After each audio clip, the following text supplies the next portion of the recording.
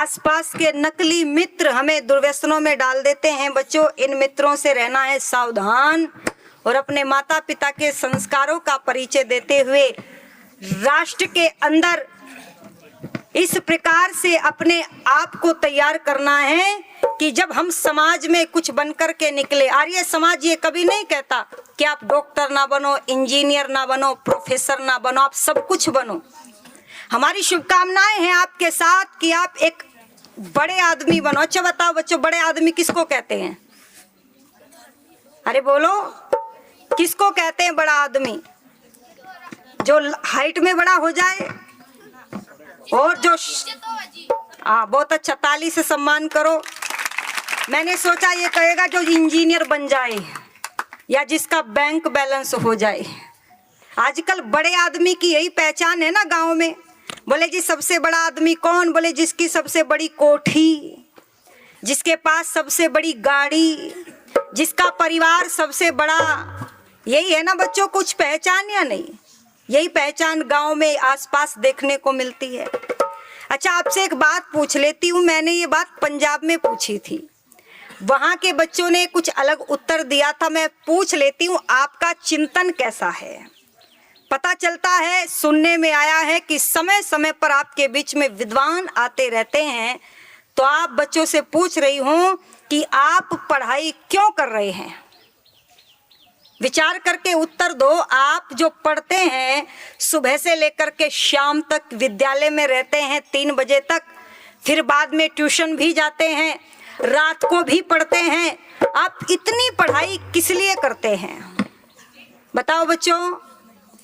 अरे कुछ तो बोलो, जो भी मन में आए वही बोल दो। कोई परेशानी? भविष्य बनाने के लिए। क्या कहा?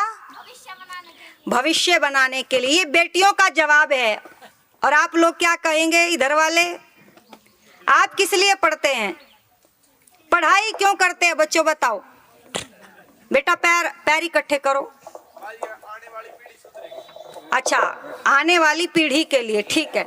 चलिए, हंसो मत, हंसना नहीं चाहिए। बैठ जाओ बेटा। हमें हंसना वैसे अच्छा होता, पर बिना बात हंसना नहीं चाहिए। मैंने कहा जो भी हरकत करोगे माता पिता के संस्कारों का परिचय मिलता है बच्चों। हंसना जब हम कोई हंसने की बात कहे, उसने जवाब दिया तुम क्यों हंस रही हो, कोई गलत थोड़ी का। अरे चिंता है वो अपनी पीढ़ियों की। तुम्हारा उत्तर फिर भी थोड़ा सा संतुष्टिपूर्ण था। मैंने पंजाब में पूछा बच्चों से पढ़ाई किस लिए करते हो? बोले नौकरी के लिए। मैंने पूछा नौकरी क्यों करना चाहते हो? बोले शादी हो जाएगी इसलिए।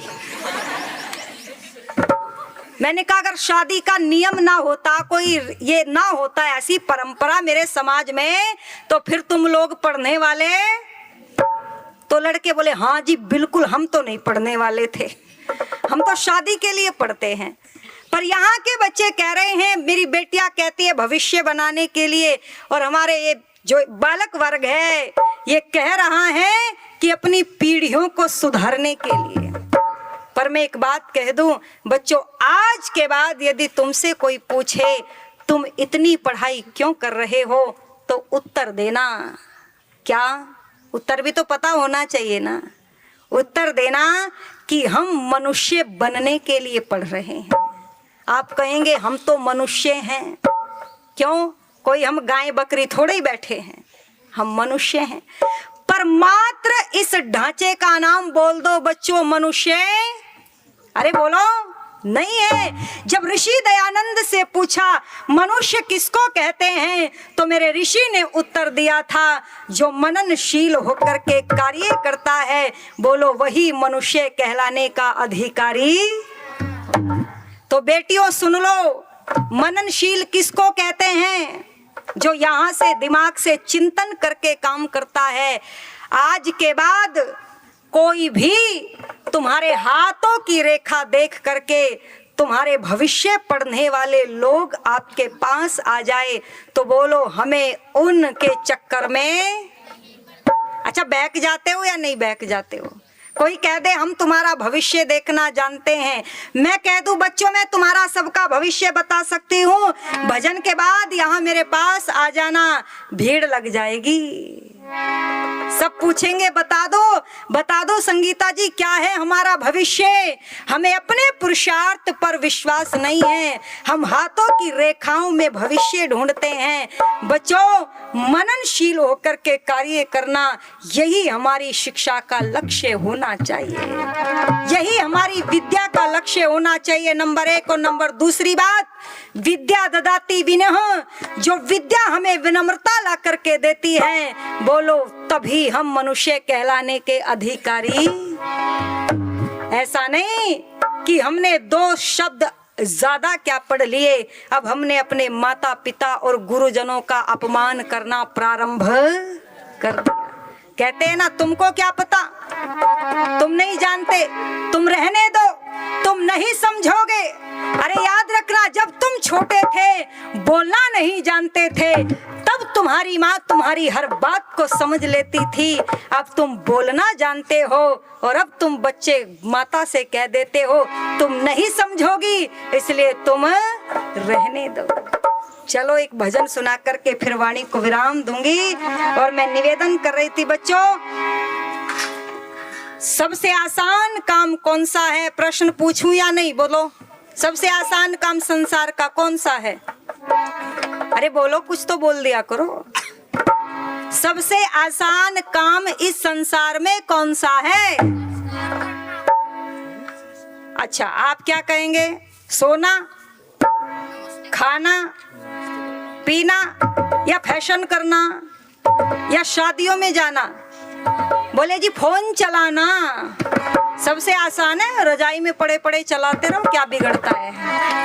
और पूरी रात चल जाएगा, कभी नहीं कहेगा मुझे छोड़ दे।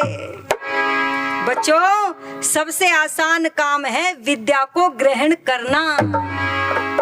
आप कहेंगे इतना कठिन काम और आसान बता दिया। विचार करो, तुम पढ़ाई करते हो, तुम्हें भोजन मिलता है, कपड़े मिलते हैं, घर में सुविधाएं मिलती है, सब कुछ समय पर मिलता है, और पढ़ाई छोड़ करके देखो, फिर मम्मी कहेगी पढ़ाई तो करती नहीं, चल रोटी बना। और अब रोटियां मम्मी अगर तुम बनाने के लिए चलो तो मम्मी कहती है बेटा तू रहने दे, पढ़ाई कर ले, मैं अपने आप बना लूंगी। कहती या नहीं कहती? तो बोल दो सबसे अच्छा और सरल काम कौन सा? विद्या ग्रहण करना। मम्मी कभी नहीं कहेगी, पापा कभी नहीं कहेंगे। और यदि पढ़ाई नहीं करोगे तो पापा भी कहेंगे चलो फिर भैंसों को चराने ले जाओ, नहलाने। इसीलिए बच्चों, और आपके पास तो सब सुविधाएं हैं, सरकार भी दे रही है, आपके आर्य समाज के लोग भी कर रहे हैं, आपके अध्यापक भी आपका साथ देते हैं, आपके माता पिता भी दे रहे हैं। अरे पढ़ो लाल बहादुर शास्त्री जी के जीवन को। घर में कोई सुविधा नहीं थी, जो लाइट के खंबे सड़कों पर गड़े हुए होते हैं ना बच्चों, उन खंबों के नीचे बैठ करके रात को पढ़ाई किया करते थे। अच्छा बताओ, आपको ऐसी कठिनाइयों में तो नहीं पढ़ना पड़ रहा है ना, सारी सुविधाएं मिल रही है ना, तो इसलिए फिर भी नहीं पढ़ते तो माता पिता के साथ धोखा करते हैं या नहीं करते हैं? इसीलिए कह दिया क्या, हो कितनी भी मजबूरी है पढ़ना बहुत जरूरी, अनपढ़ ये पशु कहाए, पढ़ा लिखा इंसान सदा सम्मान जगत में पाए। हो कितनी भी मजबूरी है पढ़ना बहुत जरूरी, अनपढ़ को पशु कहाए, पढ़ा लिखा इंसान सदा सम्मान जगत में पाए। हो कितनी भी मजबूरी।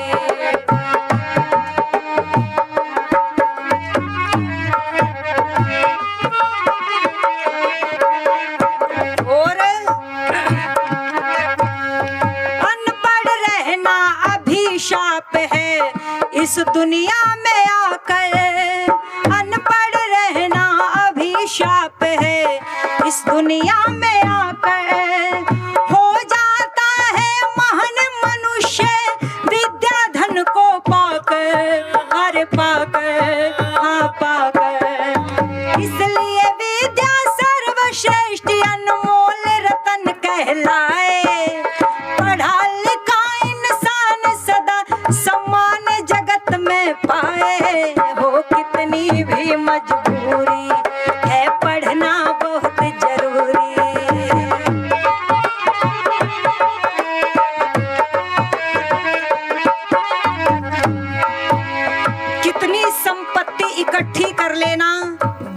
बांट लेगा, रिश्तेदार बांट लेंगे, पड़ोसी बांट लेंगे, पत्नी बांट लेगी, पति बांट लेगा। और यदि इन सब के भी चक्कर में नहीं आए तो बोलो संतान तो यहाँ पर रख करके बांट लेगी। अधिकार है मेरा, दे दे। पर विद्या ही ऐसा खजाना है बच्चों, अपार संचित करने पर भी बोलो कोई बांट नहीं सकता। और कुबेर का खजाना हो पास, खर्च करते रहो तो एक दिन समाप्त हो जाएगा। पर विद्या खजाना ऐसा है, जितना खर्च करते हैं बोल दो उतना ही बढ़ता है। क्या कह दिया? खर्च करो तो ये बढ़ती है, विद्या कभी न घटती। खर्च करो तो ये बढ़ती है, विद्या कभी न घटती। चुरा सके ना चोरी से, नहीं किसी में बटती। हाय बटती, हाँ बटती। जीवन पथ पर रहे अंधेरा, भटक भटक मर जाए। पढ़ा लिखा इंसान सदा सम्मान जगत में पाए। हो कितनी भी मजबूरी है, पढ़ना बहुत जरूरी।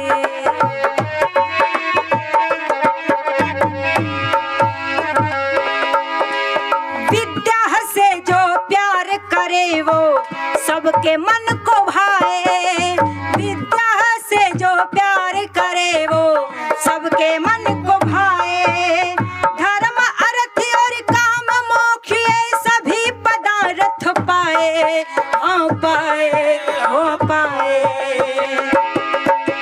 विद्या में बढ़ शक्ति है, अरे विद्या में बढ़ शक्ति है, ये काम आस हो जाए। पढ़ा लिखा इंसान सदा सम्मान जगत में पाए। हो कितनी भी मजबूरी है, पढ़ना बहुत जरूरी।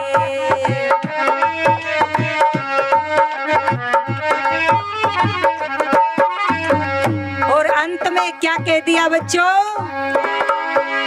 भाई बहनों प्यारे बच्चों, विद्या पढ़ो पढ़ाओ।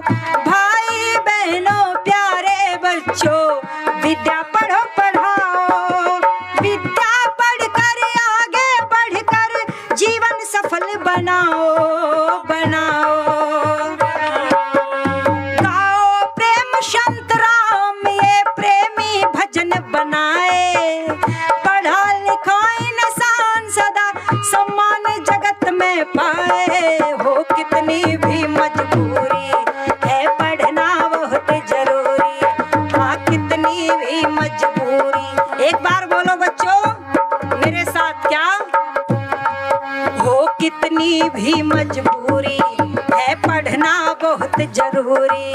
हो कितनी भी मजबूरी है, पढ़ना बहुत जरूरी। अनपढ़ तो पशु कहाए, पढ़ा लिखा इंसान सदा सम्मान जगत में पाए। हो कितनी भी मजबूरी, अरे पढ़ना बहुत जरूरी। हाँ कितनी भी मजबूरी, अरे पढ़ना बहुत जरूरी। हाँ कितनी भी मजबूरी, पढ़ना बहुत जरूरी। अरे कितनी भी मजबूरी, हाँ पढ़ना बहुत जरूरी।